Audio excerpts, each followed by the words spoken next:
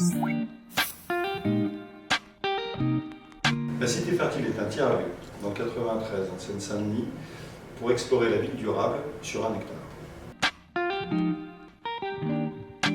À l'origine, c'est un terrain abandonné, c'est une ancienne gare de marchandises SNCF.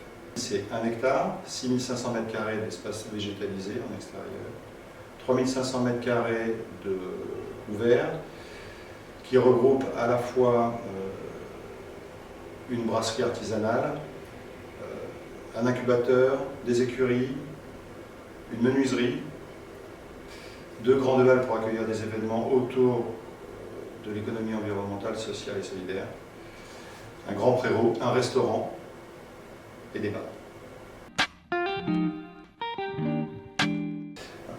La Cité Fertile intègre d'abord vraiment une notion de préfiguration du futur écoquartier de la ville de Pantin au sein des 4 chemins.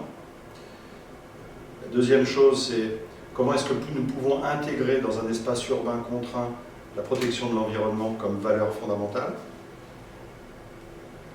Troisième élément, c'est comment est-ce que l'on peut passer de la dimension de quartier, d'implication sur un quartier, à l'échelle d'un territoire, permettant à la fois d'accueillir de gros événements, tels que la Convention nationale des tiers-lieux en juin dernier, ou dernièrement, faire classe pour un certain nombre d'élèves en position de difficulté pendant le Covid.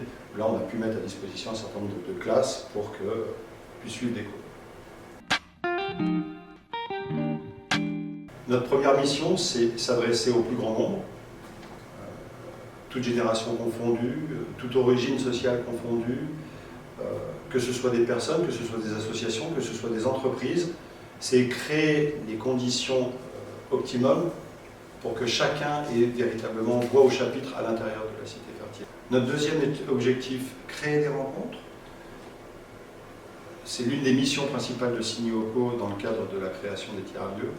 Véritablement proposer une programmation sur une thématique qui nous est importante, qui va pouvoir balayer un certain nombre d'événements, de schémas, pour répondre aux attentes des différents publics qui sont sur le territoire, nous permettant d'être très local sur certains contenus et d'attirer véritablement au national sur d'autres contenus. Notre troisième objectif, inspirer et diffuser notre vision du monde. Nous nous sommes appuyés sur une rénovation plutôt qu'une construction.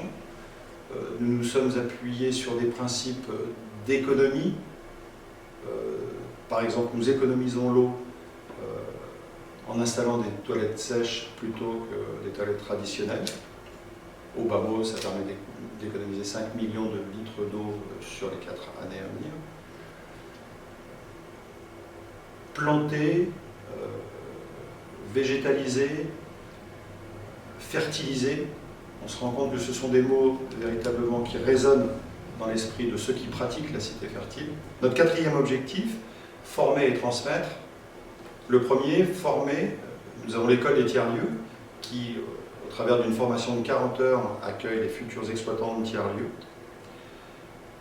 Et nous avons aussi l'incubateur. Nous incubons durant 6 mois une quinzaine de futurs tiers-lieux sur différents territoires, tels que des territoires urbains, périurbains ou ruraux. On a aussi un module d'AMO, d'assistance à maîtrise d'ouvrage, qui accompagne des communes, des promoteurs, des entreprises ou des porteurs de projets pour créer leur tiers-lieu sur leur territoire. Notre premier partenaire, puisque c'est celui qui est à l'origine de l'inspiration, c'est la SNCF, avec SNCF Immobilier qui a lancé son AMI en 2017. Notre deuxième partenaire essentiel, ce sont les Hauts-Sullivan, qui sont nos partenaires financiers, avec Panam Brewing Company, qui distille, et qui fabrique et qui brasse sur place de la bière. Notre troisième partenaire très important est BNP Paribas, qui est d'abord le premier employeur sur le département de Seine-Saint-Denis 93, et c'est la direction de l'engagement qui accompagne le projet de la Cité Fertile.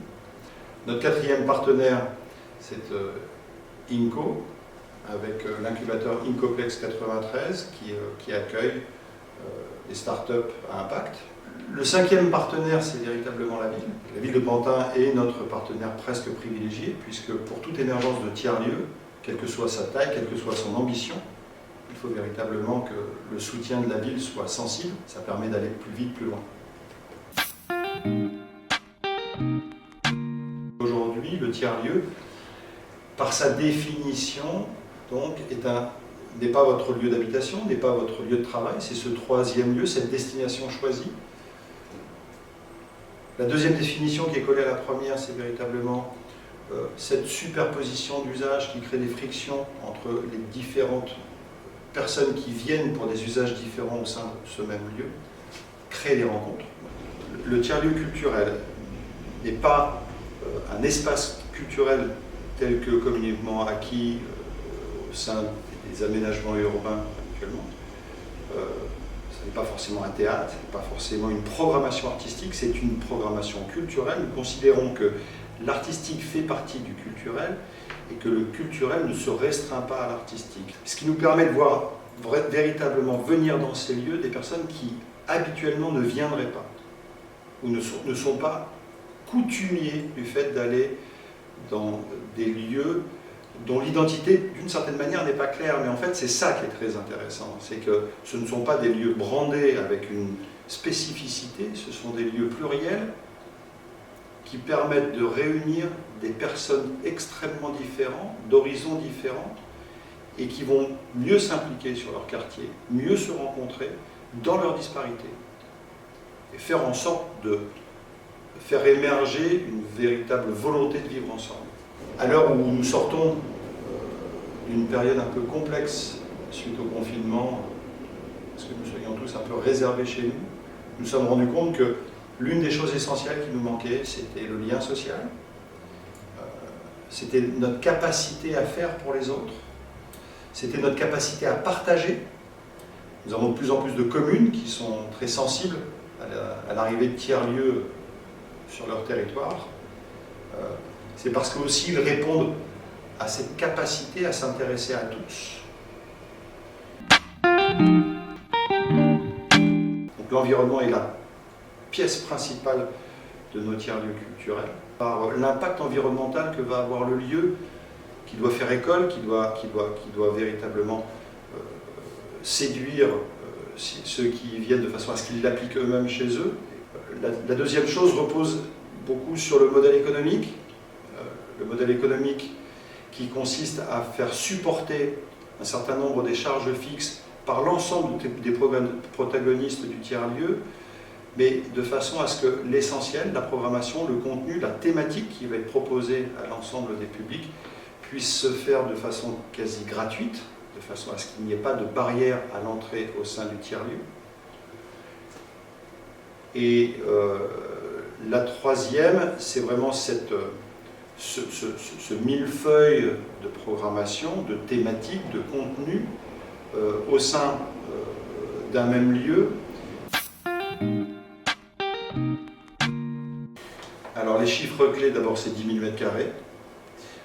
Ensuite c'est à peu près un peu moins de 2 millions d'euros d'investissement, répartis entre 50% de fonds propres et 50% d'emprunts. Ce sont plus d'une quarantaine d'emplois créés en direct. C'est 24 mois de préfiguration pour 48 mois d'exploitation. C'est 250 essences de plantes sur le site, proposant une biodiversité qui, en l'espace de 2 ans, a totalement explosé. La Cité Fertile est une extraordinaire vitrine, une vitrine à la fois de notre savoir-faire, mais de façon beaucoup plus intéressante, une vitrine de l'attractivité que cela génère. On le voit de la part des communes, on le voit de la part des entreprises, qui sont de plus en plus focalisées sur la Cité Fertile pour le thème de l'économie environnementale, sociale et solidaire. En termes de duplication, la Cité Fertile accueille de plus en plus de demandes qui émanent de collectivités ou de promoteurs, et nous leur répondons grâce au bureau d'études et de développement, mais aussi avec la formation, avec l'incubateur et l'école des tiers-lieux. il y a deux principaux freins que sont à la fois le temps d'existence de la cité fertile sur son territoire et sur 7 hectares, 4 ans au regard des 2 millions d'euros d'investissement, enfin 1,8 million, 2 millions, c'est beaucoup trop court. C'est quand on arrive sur un territoire qui n'a pas l'habitude d'avoir ce type de tiers-lieu culturel, on est souvent confronté à une complexité, une incompréhension de la part des services administratifs pour faciliter l'émergence du lieu. Donc il y a un besoin d'acculturation au travers du tiers-lieu sur ces communes qui vont en recevoir. Sa taille lui permet à la fois de répondre à un besoin un peu innovant, un peu plutôt nouveau pour les populations qui sont autour de la cité fertile. Ça répond aux besoins de ces populations. Mais du fait de sa grande taille, son rayonnement lui permet de voir beaucoup plus large et d'être vu depuis beaucoup plus loin. Le deuxième élément, le deuxième facteur de réussite est essentiellement du fait de sa programmation, en fait un lieu singulier et qui n'est pas standardisable. Donc on peut même imaginer au sein de Pantin un certain nombre de tiers-lieux comme ça, mais au sein de n'importe quelle commune ou ville. Chaque ville n'a pas besoin d'un tiers-lieu, elle a besoin d'autant de tiers-lieux qu'il y a d'aspirations singulières et innovantes. Merci au Place Marketing Forum de nous avoir décerné ce Award du Grand Projet 2020. C'était d'autant plus important pour nous que le projet l'an dernier, avec ce grand projet de construction, est largement différent par rapport à celui de la cité fertile. Ça marque véritablement un tournant, très certainement, sur les nouveaux types d'aménagements qui sont envisageables à l'avenir. On sera peut-être un peu moins constructeur et on sera peut-être de plus en plus sur la rénovation et la prise en compte d'éléments aussi importants que l'environnement, la biodiversité et l'écologie.